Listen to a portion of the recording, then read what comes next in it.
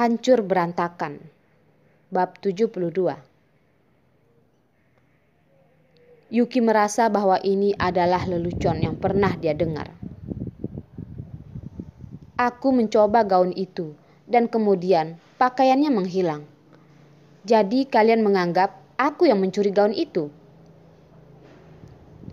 Petugas yang memegang lengan Yuki mendorong Yuki. Pasti kau yang mencuri gaun itu. Jika tidak, mengapa kamu tidak membuka tas dan membiarkan kami untuk memeriksanya? Lantainya sangat licin dan Yuki tidak siap gerakannya. Tiba-tiba dia didorong ke lantai hingga terjatuh dan tulangnya menghantam tanah dengan keras. Sangat sakit. Yuki sangat terkejut hingga wajahnya putih. Anaknya, bayi di perutnya. Bayinya tidak boleh terjadi apapun. Dengan cepat ia mengelus perutnya. Yuki sangat cemas hingga air matanya berlinang. Sayang, apa kau baik-baik saja? Apakah kamu tidak apa-apa? Ibu tidak hati-hati. Sayang, kamu tidak boleh terjadi apa-apa. Yuki menangis dan berbicara dengan bayi di perutnya. Petugas tokoh yang berada di sebelah petugas itu ketakutan. Ups, wanita ini sedang hamil. Petugas yang mendorong Yuki tidak berhenti untuk berteriak. Wanita hamil, macam apa yang kamu kenakan? Ayo serahkan pakaiannya. Atau kamu jangan bermimpi bisa keluar dari pintu besar ini. Yuki mengabaikannya, hanya membelai perutnya dengan tangannya. Menatap perut yang sedikit besar dan menyalahkan dirinya sendiri. Karena takut, air matanya terus mengalir. Sangat berisik di sini. Stephen, mari kita pindah toko saja. Suara wanita lembut tiba-tiba terdengar. Nama Stephen seperti mantra. Yuki sangat terkejut sehingga dia menoleh dan menatap satu sama lain dengan empat mata. Stephen berdiri di pintu toko. Tangan Betty masih di tangannya. Tidak, dia tidak ingin membuat kakak seniornya melihatnya sedang begitu malu. Dia tidak ingin memberitahu senior itu bahwa dia sedang hamil. Yuki dengan cepat menoleh dan tidak ingin Stephen melihat wajahnya. Tapi sudah terlambat. Stephen melepas tangannya dari Betty dan melangkah menghampirinya. Lengan yang kuat itu dengan lembut mengangkat Yuki. Suara magnetik itu penuh dengan kepedulian dan hasrat. Yuki, apa yang terjadi padamu? Siapa yang mengganggumu? Yuki buru-buru menghapus air mata dari wajahnya dan menggelengkan kepala. Tidak ada. Aku baik-baik saja.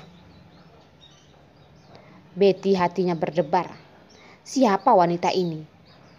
Bagaimana Stephen begitu gugup?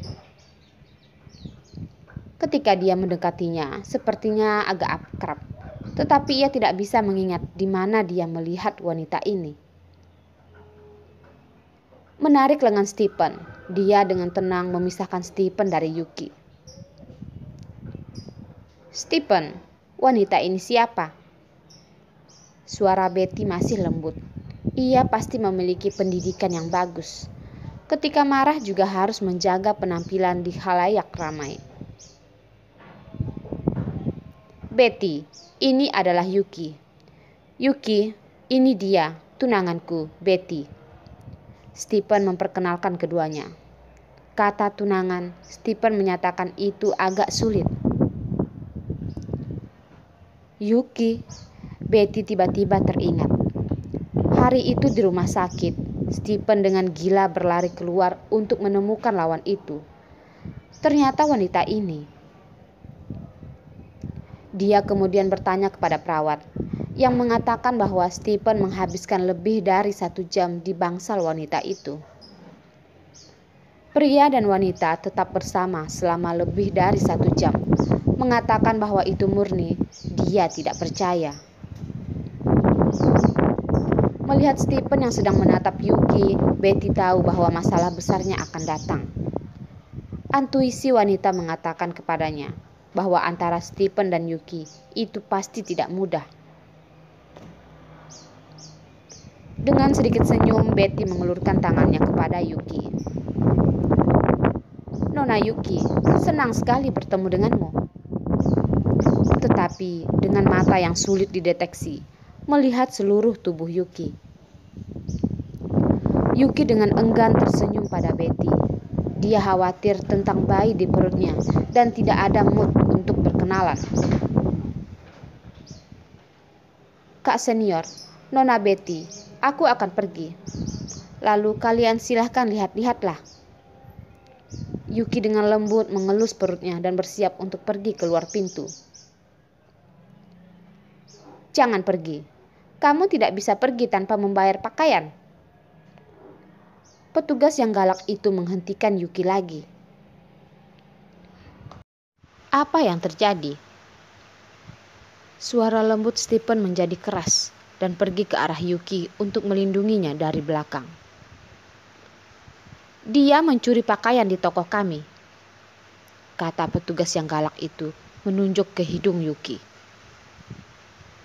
Betty datang dan menarik lengan Stephen. "Stephen, ini masalah pribadi orang lain. Kita tidak pantas ikut campur." Dia tidak ingin membantu masalah Yuki. Dia tidak sabar untuk melihat leluconnya. Namun di depan masih perlu berpura-pura menghindari privasi orang lain. Stephen mengabaikan Betty dan nadanya sangat tegas. "Wanita ini tidak mungkin mencuri pakaian. Jika kalian benar bahwa ia pencuri, panggil polisi." Momentum Stephen mengejutkan petugas itu. Pria yang lembut ini, begitu amarahnya keluar, sangat mengerikan. Tapi dia masih tidak ingin membiarkan Yuki pergi. Kebenaran yang begitu jelas, masih bisa lapor polisi.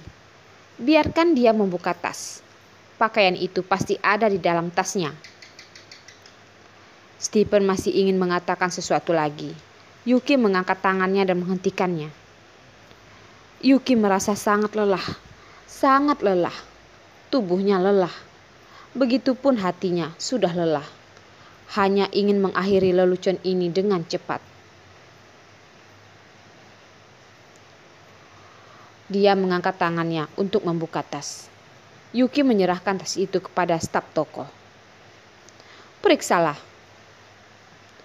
Petugas itu melihat ke depan tas dengan penuh harapan dan membuka matanya karena terkejut. Tidak ada di dalam tas kecuali dompet, kunci, telepon, dan sebagainya. Stephen menatap Yuki yang lelah dengan tatapan tertekan. Dia berkata kepada petugas itu dengan dingin, "Bisakah kamu membiarkan wanita ini pergi sekarang?" Mata petugas itu berpaling cepat. Pakaian ini adalah puluhan juta harganya. Begitu dia melepaskannya, kerugian ini harus dia yang tanggung. Tidak, bahkan jika pakaian itu tidak dicuri olehnya, justru seharusnya meminta maaf. Petugas itu bergerak dan memegang lengan Yuki dengan kuat. Lagi pula, pakaian itu hilang setelah dia mencobanya. Pakaiannya hilang. Makanya kamulah pencuri itu. Yuki tertegun. Bagaimana mungkin ada orang yang tidak tahu malu di dunia ini? Stephen menarik petugas itu dari Yuki. Ada sedikit rasa jijik di matanya. Dia terlalu malas untuk berkata dengan wanita yang tidak masuk akal ini. Dia menarik sambil mengeluarkan dompet, sambil menulis beberapa angka pada cek dan dilemparkannya kepada petugas itu. "Ambil, uang ini cukup bagi Anda untuk kehilangan 2 potong pakaian."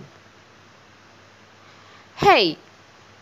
Suara keras, suara letupan mengejutkan semua orang di sekitar itu. Mereka menoleh ke belakang. Seorang pria jangkung dan tampan, tidak tahu kapan dia berdiri di belakang. Jika ada yang terjadi, mungkin pas yang didekorasi toko itu hancur berantakan. Itu adalah Rehan. Bagaimana dia datang, Apa kurang cukup berantakan tempat ini? Yuki menatap Stephen dan menatap Rehan lagi. Dia merasa badai akan datang. Sambil mengetukkan jari-jari truk di kaca, Rehan berjalan menghampiri petugas. Mengambil cek di tangannya dengan perlahan, sedikit air mata untuk menghancurkan. Petugas itu terintimidasi oleh momentum haus darah di tubuhnya. Menyatakan sesuatu, Rehan menarik Yuki ke dalam pelukannya dan berkata dengan lemah, "Kekasihku, tidak ada orang yang lain yang bisa memberikan cek." Matanya memandang Stephen dan penuh dengan permusuhan. Stephen tersenyum sopan pada Rehan dan suaranya lembut. "Maaf, kamu siapa?" Rehan sama sekali tidak menggubris Stephen, seperti elang yang datang menyapu tajam semua orang yang hadir. Dua pegawai itu tiba-tiba ketakutan dan bergetar. Awalnya berpikir bahwa pria itu sudah mengerikan. Tapi pria ini yang datang lagi lebih mengerikan. Ia seperti kerasukan setan. Rehan melepaskan Yuki, pergi menghampiri petugas jahat itu, berdiri tegak dan tajam menatapnya. Tidak ada ekspresi di wajah, tetapi darah merah di mata semakin dalam dan lebih dalam. Petugas itu menatap rambutnya, lurus ke belakang dan kaku, sambil memandang Rehan. Aku tidak ada cara lain. Dia mencuri." Sebuah kata mencuri baru saja jatuh. Sebuah pukulan berat dengan sembaran membuat tergeletak di wajahnya. Petugas wanita itu tiba-tiba jatuh ke lantai. Sesuatu muncul dari mulutnya. Dia menyentuh mulutnya dan mulai berkabung. Tolong jangan pukul aku. Tolong jangan pukul aku." Rehan berdiri di sampingnya. Tangan lembut terangkat. Suara letusan seperti petir, partisi kaca dari pakaian itu dilemparkan ke lantai oleh Rehan. Setiap kali petugas berteriak, Rehan seperti barang yang hancur. Seluruh etalase yang megah dan telah hancur dibuatnya. Betty melihat toko berantakan seperti pertarungan. Demi Yuki, Rehan begitu marah. Hatinya agak iri. Meskipun pria ini dingin dan jahat, benar-benar sangat melindungi wanita itu. Hanya wanita ini, dia adalah Yuki, seorang wanita yang membuatnya semakin jijik. Rehan Presdir Group, pria paling tampan dan berkuasa di kota C, tak disangka menjadi pacarnya Yuki. Kemungkinan dia harus mencoba berteman dengannya. Lagi pula, kekayaan Rehan banyak, dan jika ada dukungan dari Rehan, karir ayahnya akan lebih lancar. Betty berjalan menuju Rehan dan berkata dengan lembut, "Tuan Rehan, pegawai toko ini sudah terlalu menderita. Aku traktir kalian. Ayo, kita berempat makan bersama." Rehan berbalik dan sepasang mata elang yang tajam mengejutkan Betty. "Aku memberi pelajaran petugas itu. Bukan giliranmu untuk menginterupsi." Nada bicara Rehan sedingin dan sombong seperti sebelumnya. Betty tiba-tiba wajahnya memerah. Menatap mata Yuki menjadi lebih dingin dan tajam. Gadis kecil yang miskin dan masam ini, deminya Rehan benar-benar membuatnya jelek di hadapan Stephen. "Tuan Rehan, harap bersikap sopan." Stephen sikapnya dingin dan wajah tampannya jadi memucat. Nama Rehan sudah lama terdengar. Dia sangat diandalkan dan banyak campur tangan di bidang bisnis. Dia sangat agresif dan tegas. Mendengar bahwa dia mudah mengganti wanita. Setiap wanita tidak lebih dari 7 hari.